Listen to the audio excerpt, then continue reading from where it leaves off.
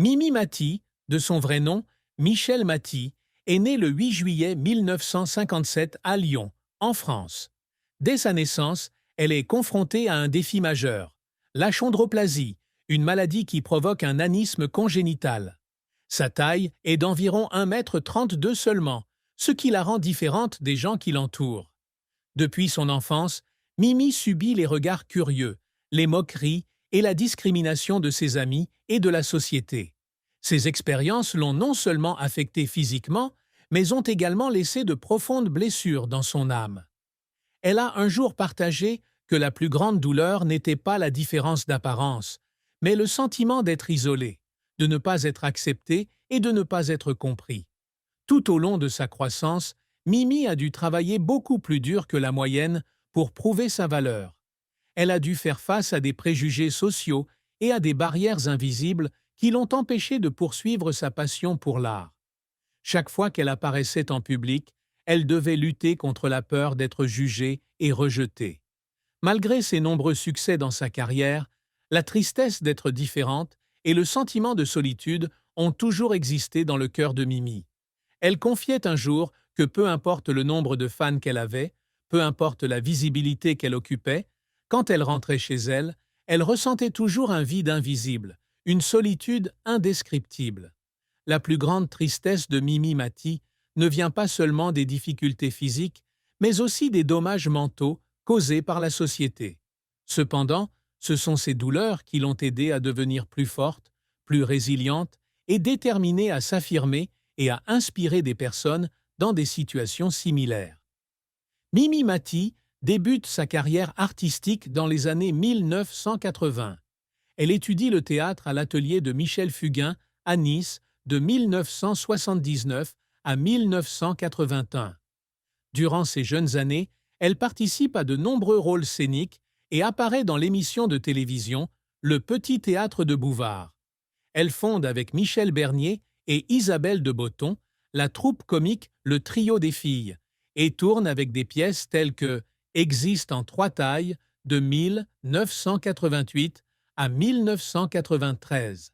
En 1993, Mimi participe à la série télévisée Une nounou pas comme les autres, qui réalise un taux d'audience de 52,7% en France, soit environ 12 millions de téléspectateurs.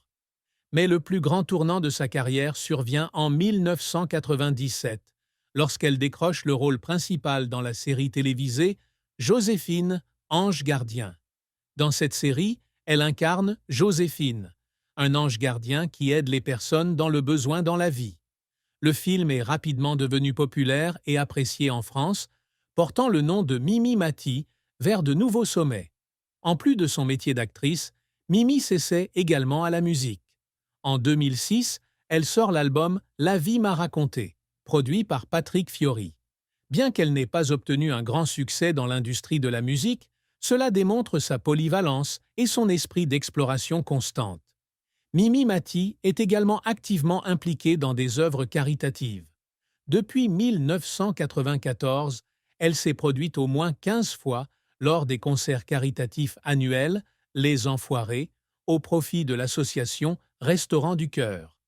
Elle a également été ambassadrice nationale de bonne volonté de l'UNICEF France, démontrant ainsi son esprit philanthropique et son désir de contribuer à la communauté. Tout au long de sa carrière, Mimi Mati a reçu de nombreux prix et reconnaissances. En 1999, le rosiériste François Dorieux a donné son nom à une variété de rosiers. En 2009, elle a été élue 6e personne la plus célèbre de France et artiste féminine la plus populaire selon l'hebdomadaire Le Journal du Dimanche. Elle a été décorée du titre de Chevalier de l'Ordre national du Mérite en 2013 et de Chevalier de la Légion d'honneur en 2015. Malgré de nombreuses difficultés et défis en raison de sa condition physique particulière, avec son talent, sa persévérance et son optimisme, Mimi Mati a bâti une carrière admirable et est devenue une source d'inspiration pour beaucoup. Mimi Mati débute sa carrière artistique dans les années 1980 et devient rapidement l'une des humoristes les plus appréciées de France. Elle est surtout connue pour son rôle dans la série télévisée Joséphine, ange gardien, où elle incarne un ange gardien qui aide les personnes dans le besoin. Sa carrière ne se limite pas à la comédie, mais s'étend également au chant et à l'écriture. Elle a sorti plusieurs albums et autobiographies, partageant sa vie et ses expériences. Benoîste Gérard, avant d'épouser Mimi Mati, a eu des enfants d'une précédente relation. Construire des relations avec les beaux-enfants de son mari est un grand défi pour elle. Cependant, avec son bon cœur et sa sincérité, elle a essayé de construire de bonnes relations avec eux. Même si elle n'est pas ma mère biologique, elle me considère toujours comme sa mère